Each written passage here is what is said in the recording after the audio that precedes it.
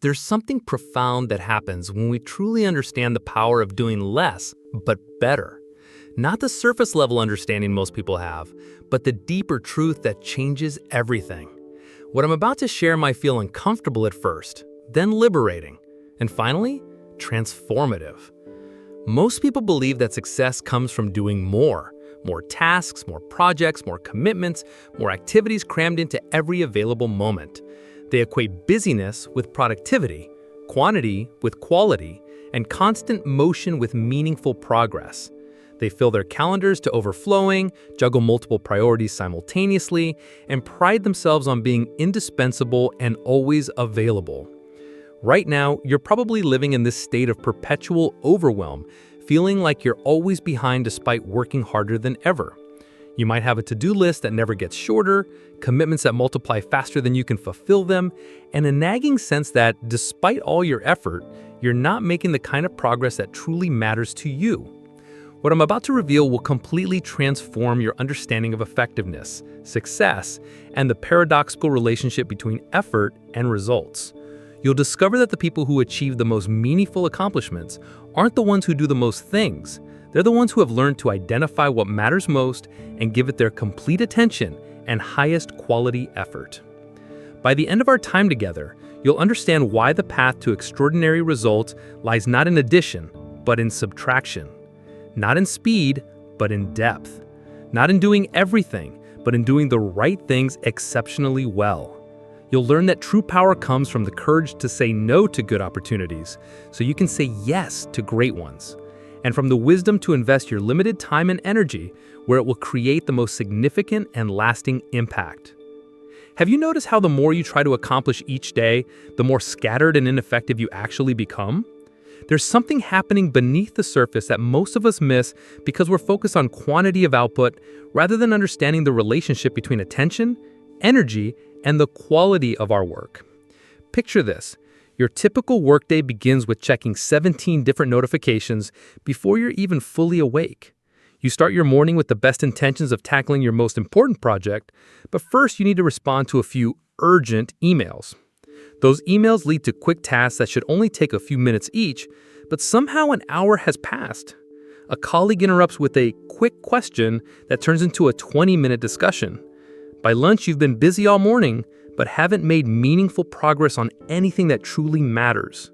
The afternoon brings meetings that could have been emails that require meetings, and a constant stream of small requests that feel important in the moment, but won't matter in a week.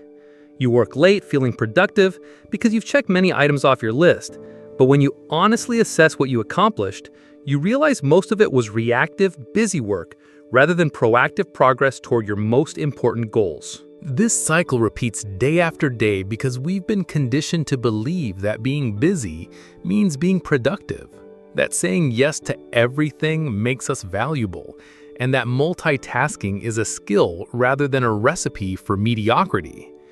We've confused motion with progress, activity with achievement, and effort with effectiveness. The modern world has created what researchers call attention residue, the mental fog that occurs when you rapidly switch between tasks without allowing your mind to fully engage with any single activity. Each time you shift your focus, part of your attention remains stuck on the previous task, reducing your cognitive capacity and creative potential for the current one.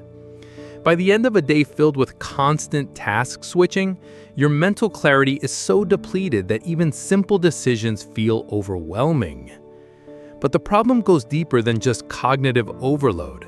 When you try to do everything, you end up doing nothing particularly well. Your energy gets distributed so thinly across multiple priorities that none of them receive the sustained attention necessary for breakthrough thinking, creative innovation, or exceptional execution. You become a generalist in urgency management rather than a specialist in creating meaningful value. Think of your attention and energy like sunlight. When sunlight is scattered, it provides general illumination but can't create significant change. But when sunlight is focused through a magnifying glass into a concentrated beam, it can start fires, cut through materials, and create powerful transformations. Similarly, when your effort is scattered across dozens of activities, it provides general busyness, but rarely creates breakthrough results. When your effort is focused on a few carefully chosen priorities, it can create extraordinary outcomes. The cultural obsession with busyness has created what psychologists call hurry sickness, a chronic sense of urgency that makes everything feel equally important and immediately necessary. This emotional state prevents the kind of calm, strategic thinking necessary to distinguish between what's truly important and what's merely urgent. When everything feels crucial, nothing actually is. Perhaps most tragically, the attempt to do everything means you never experience the deep satisfaction that comes from doing something exceptionally well. You're always moving on to the next task before fully completing or mastering the current one.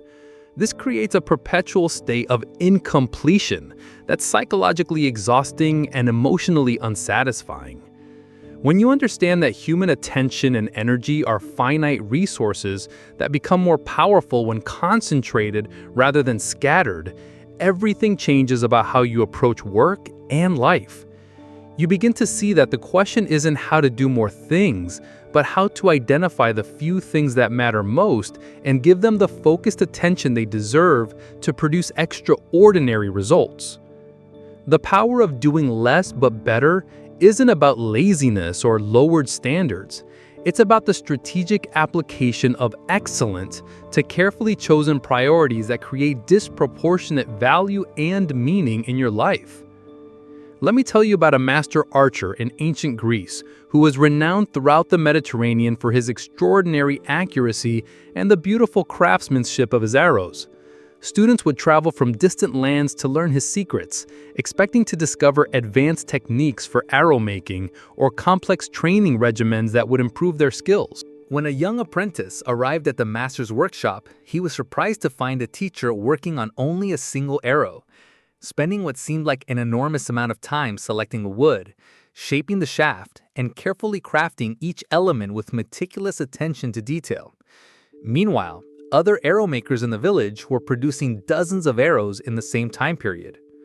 "Master," the apprentice said, "shouldn't you be making more arrows? The other craftsmen produce far more than you do. How can you compete with their quantity?" The master smiled and handed the young man one of his handcrafted arrows, alongside a typical arrow from the village marketplace.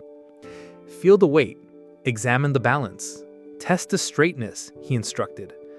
The difference was immediately apparent. The master's arrow was perfectly weighted, flawlessly straight, and beautifully balanced. "Now," the master said, leading the apprentice to the practice range, "watch what happens when these arrows are used for their intended purpose." He demonstrated by shooting both arrows at the same target. The marketplace arrow flew roughly toward the target, wobbling in flight, and missing the center by a significant margin. The master's arrow flew true and straight, striking the exact center of the target with perfect precision. "Tell me," the master asked, "which arrow accomplished its purpose more effectively?" Over the following months, the master taught the apprentice that true mastery comes not from producing the most, but from understanding what excellence requires and being willing to invest the time and attention necessary to achieve it. He showed how rushing through the arrow-making process to increase quantity inevitably compromised quality, resulting in arrows that looked adequate but failed when precision mattered most. Most people, the master explained, confuse activity with accomplishment.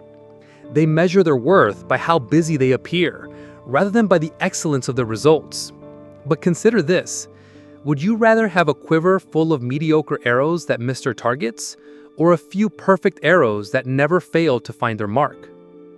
The apprentice learned that the master's approach wasn't just about arrow making, it was a philosophy of life. The master applied the same principle to everything he did. When he practiced archery, he didn't shoot hundreds of arrows carelessly. Instead, he shot fewer arrows, but with complete attention to form, breathing, and mental focus. When he taught students, he didn't try to work with dozens simultaneously, but gave his full attention to a few dedicated apprentices who could truly benefit from his expertise. Excellence, the master taught, is not about doing many things adequately. It's about choosing a few important things and doing them so well that they create lasting value. The world is full of people producing mediocre work quickly. It desperately needs people willing to produce exceptional work thoughtfully. The most profound lesson came when the master demonstrated how his reputation for excellence had created opportunities that no amount of mediocre arrows could have generated. Kings sought his arrows for important hunts. Warriors trusted their lives to his craftsmanship, and other masters sent their most promising students to learn from him. When you do less but better, the master explained, you don't just create superior products, you create a superior life. People seek excellence, pay premium prices for it, and remember those who provide it. But mediocrity, no matter how much of it you produce, is quickly forgotten and easily replaced. Years later, when the apprentice had become a master craftsman himself, he understood that the most important teaching wasn't about arrow-making techniques. It was about the courage to choose depth over breadth, quality over quantity, and the patience to develop the level of skill that makes excellence appear effortless. This ancient wisdom reveals something crucial about success and fulfillment in any era. The power comes not from doing more things, but from doing fewer things with such care, attention, and skill that they create disproportionate value and lasting impact. True mastery emerges when you have the discipline to focus your efforts where they can achieve the greatest excellence. Here's what transforms everything about the power of doing less but better. Quality is not a luxury that you add after you've handled quantity. It's the foundation that makes everything else possible and meaningful. Most people approach their work and life with a more is better mentality, believing that they need to prove their worth through the sheer volume of their output. They think that once they've handled all their responsibilities and completed all their tasks, then they can focus on doing something well. But this approach guarantees that you'll never reach the point where quality becomes possible because there's always another task, another email, another request demanding your immediate attention. Let me tell you about James, a marketing director who had built his reputation on being the person who could handle anything. He managed 12 different projects simultaneously, attended countless meetings, responded to emails within minutes, and never said no to a request for help. His calendar was packed from morning to evening, and he wore his busyness like a badge of honor. Despite all this activity, James felt increasingly frustrated with his career progress. He was working harder than his colleagues, but wasn't receiving the recognition, promotions, or interesting opportunities he expected. His work felt forgettable and replaceable, even though he was contributing to far more projects than anyone else in his department. James's transformation began when he was forced to take medical leave for 3 weeks due to a minor surgery. During his absence, he expected the department to struggle without his numerous contributions. Instead, he discovered that most of his work had been redistributed without difficulty, and several projects actually progressed more smoothly without his divided attention. This revelation was initially devastating, but it became the catalyst for a complete restructuring of his approach to work. When James returned, instead of trying to reclaim all his previous responsibilities, he identified the 3 projects where his expertise could create the most significant impact and politely decline involvement in everything else. The change was dramatic. With his full attention focused on just 3 initiatives, James began producing work of a caliber he'd never achieved before. His strategic thinking became clearer, his creative solutions more innovative, and his execution more thorough.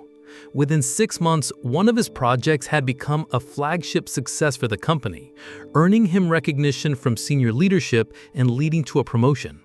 This experience revealed the revolutionary insight about doing less but better.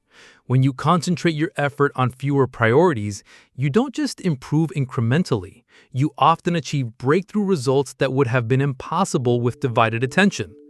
The insight challenges our cultural assumption that busy people are important people, and that saying yes to everything makes you valuable.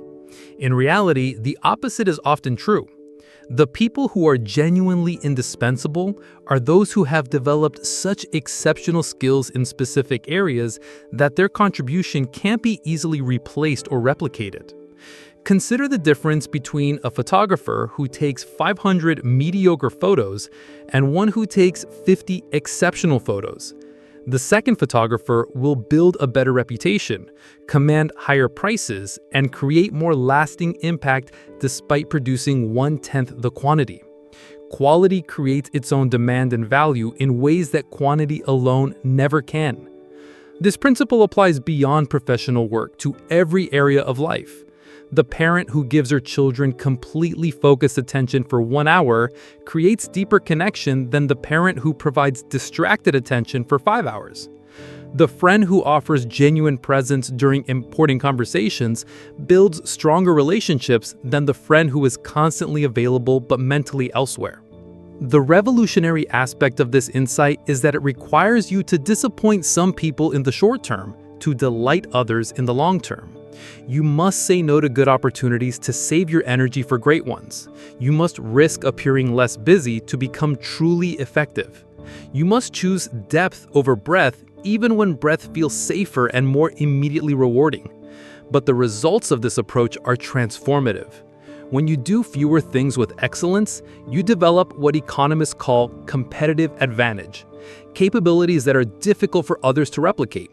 You become known for exceptional work rather than extensive work. You create value that commands premium recognition rather than commoditized replacement. The insight also reveals why multitasking is not just ineffective, but counterproductive. Every time you divide your attention, you reduce the quality potential of everything you're working on. But when you focus completely on one thing at a time, you access levels of creativity, insight, and execution that are impossible when your attention is scattered. Most importantly, doing less but better creates a positive feedback loop.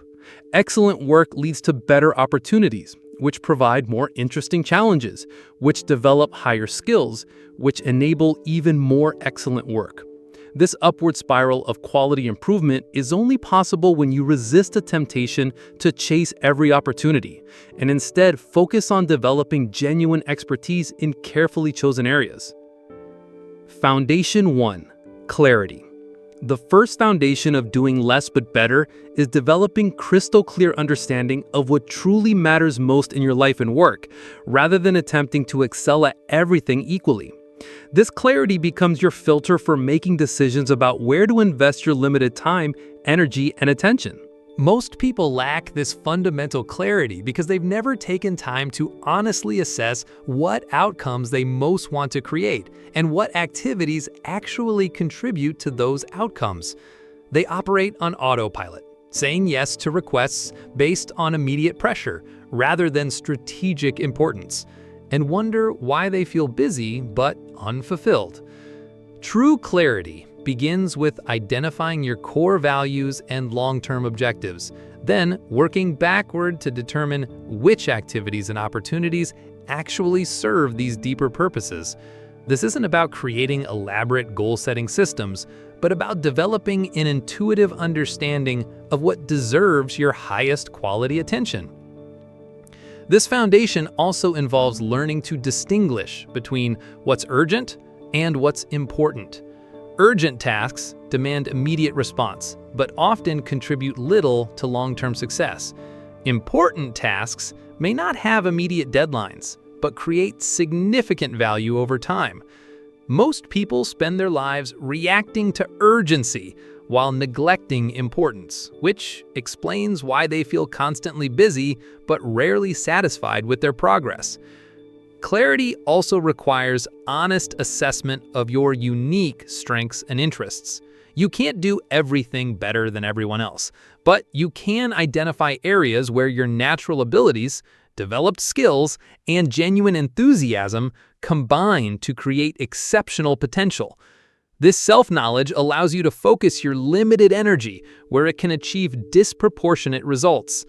As this foundation develops, you'll find decision-making becomes much easier because you have clear criteria for evaluation. Opportunities that don't align with your core priorities become obvious no's, while opportunities that serve your highest objectives become clear yeses. This clarity eliminates the exhausting deliberation that comes from trying to evaluate every option equally. Foundation 2. Selection. The second foundation involves developing the courage and skill to choose a few important priorities while consciously saying no to everything else, even when those other opportunities seem valuable or when saying no disappoints others. Selection is perhaps the most challenging foundation because it requires you to accept opportunity cost, the reality that choosing one path means not choosing others. Most people try to avoid this discomfort by attempting to pursue multiple priorities simultaneously, but this approach guarantees mediocrity in all areas rather than excellence in any. Effective selection requires understanding that not all good opportunities are good for you. Something might be valuable, interesting, or profitable while still being the wrong choice if it diverts energy from your highest priorities. Learning to evaluate opportunities not just on their inherent merit, but on their alignment with your chosen focus is crucial for maintaining quality over quantity. This foundation also involves developing what Warren Buffett calls the ability to say no. For every yes you give to a new commitment, you're implicitly saying no to something else, possibly more important. Conscious selection means making these trade-offs deliberately rather than accidentally. Selection becomes easier when you understand that saying no to good opportunities often creates space for great opportunities that wouldn't have been possible otherwise. The executive who declines speaking engagements to focus on developing breakthrough innovations. The artist who turns down commercial projects to pursue meaningful creative work. The parent who limits social commitments to be more present with their children. As this foundation strengthens, you'll develop confidence in your choices and reduced anxiety about missing out. You'll understand that depth in a few areas creates more satisfaction and better results than surface-level engagement with many areas. You'll become comfortable with being selective rather than comprehensive. Foundation 3. Concentration. The third foundation is developing the ability to bring complete, undivided attention to your chosen priorities for sustained periods, resisting the constant pull of distractions, interruptions, and competing demands. Concentration has become a rare skill in our hyper-connected world, but it's essential for producing work of exceptional quality. When you can focus completely on one thing without mental division or emotional reservation, you access levels of creativity, insight, and execution that are impossible with scattered attention. This foundation requires creating both external conditions and internal disciplines that support sustained focus.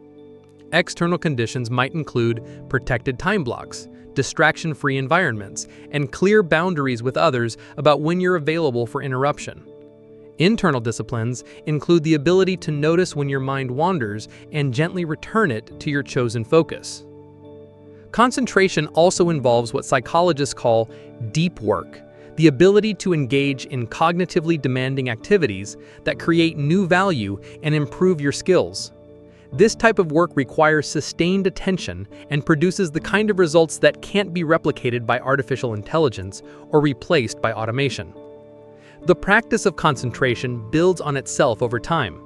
The more you exercise your ability to focus deeply, the stronger this capacity becomes. Like physical fitness, attention fitness improves with consistent practice and deteriorates with neglect. Regular deep work sessions strengthen your ability to concentrate when it matters most.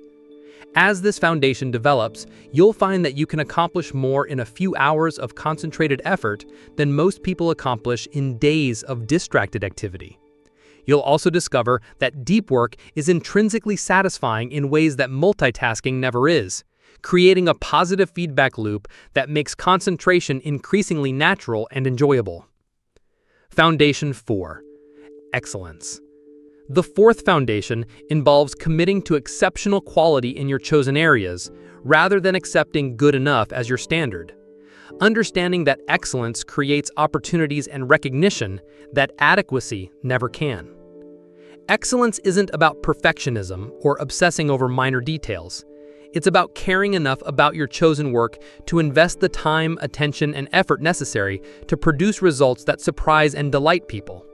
It's about developing craftsmanship, the deep satisfaction that comes from doing something so well that you can take pride in the work itself.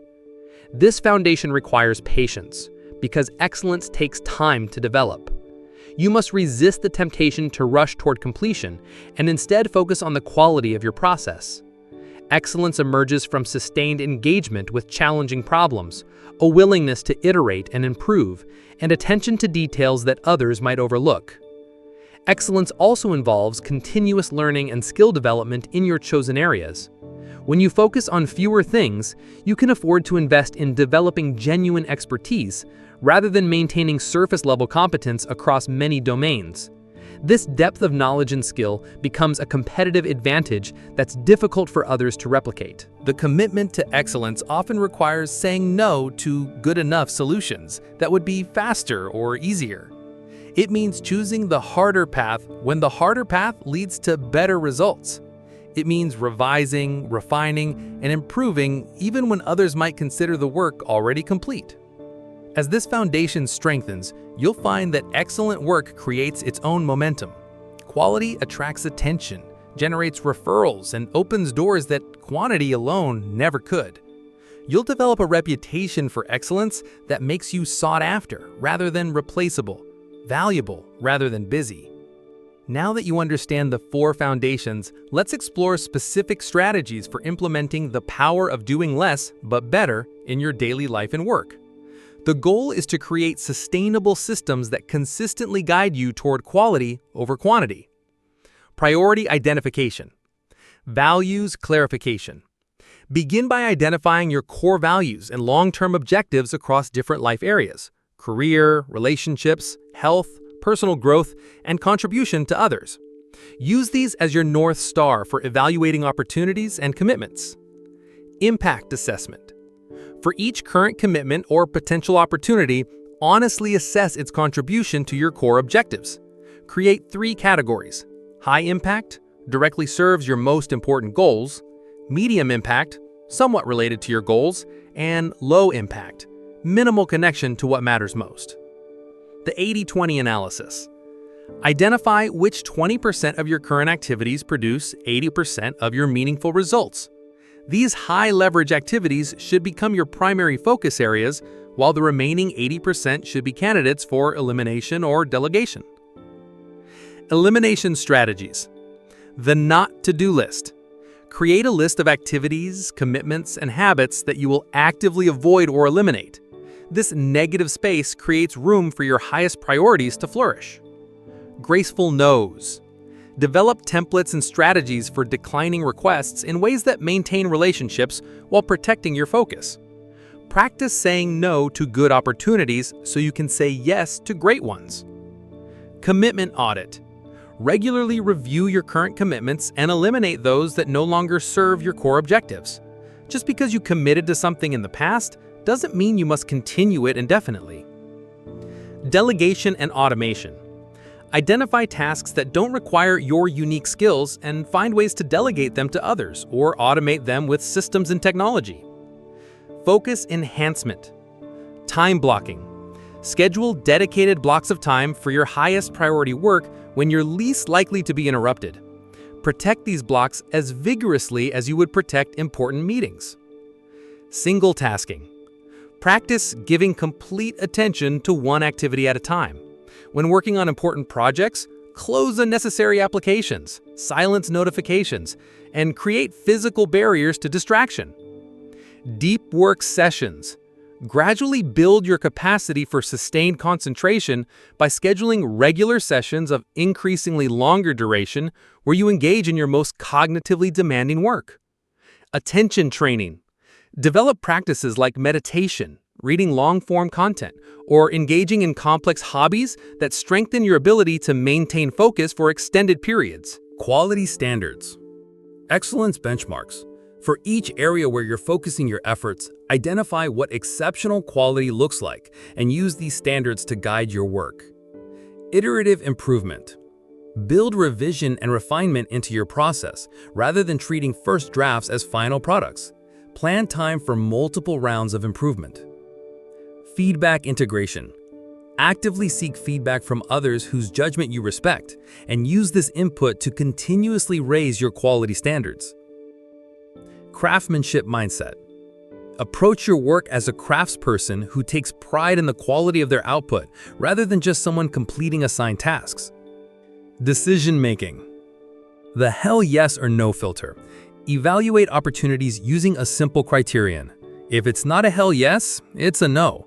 This helps you avoid lukewarm commitments that drain energy without providing significant value. Future self-consideration.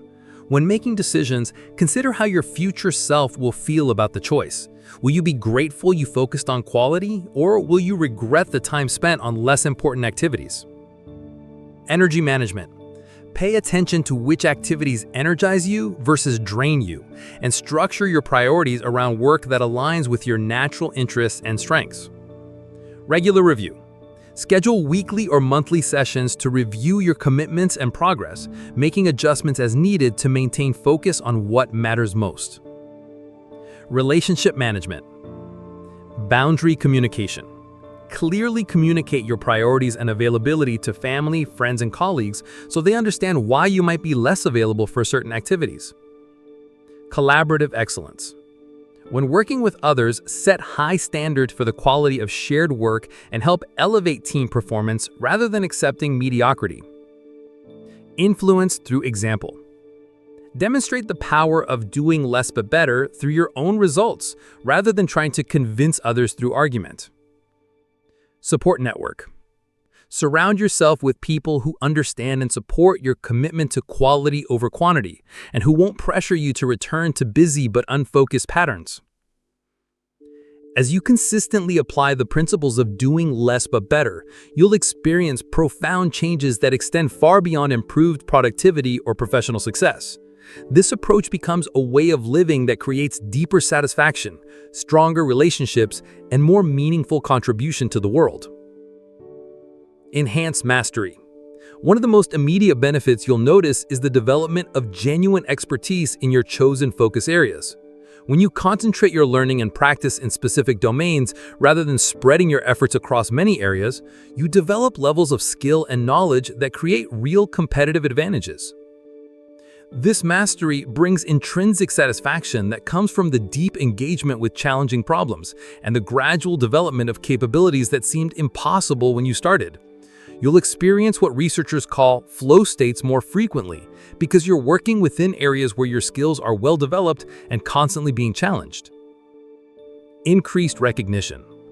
Quality work naturally attracts attention and creates opportunities that quantity alone never generates. When you consistently produce exceptional results in your chosen areas, you develop a reputation for excellence that makes others seek out your expertise and involvement. This recognition is qualitatively different from the busy person recognition that comes from being involved in everything. It's based on the value you create rather than the activities you perform, making it more sustainable and personally satisfying. Deeper relationships.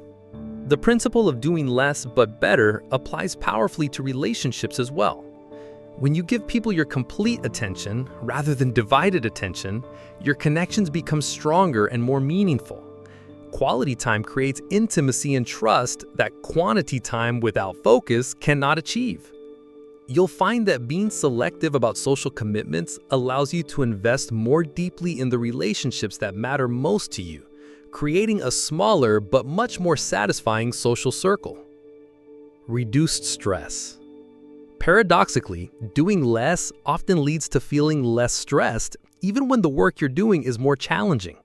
This happens because you're no longer experiencing the constant anxiety that comes from juggling too many priorities and never feeling like you're making adequate progress on any of them.